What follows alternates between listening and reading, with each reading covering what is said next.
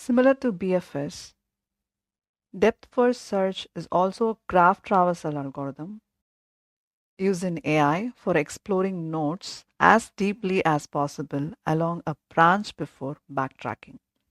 Unlike BFS, which explores level by level, DFS delves into a single path until it reaches the end or the goal, making it a suitable choice for scenarios like maze solving or exploring hierarchical structures.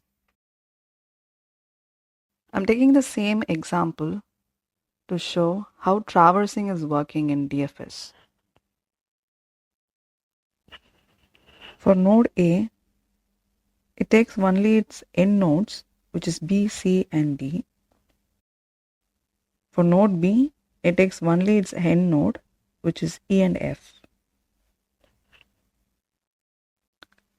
And I'm marking those visited nodes, which is A, B, E, and F so far.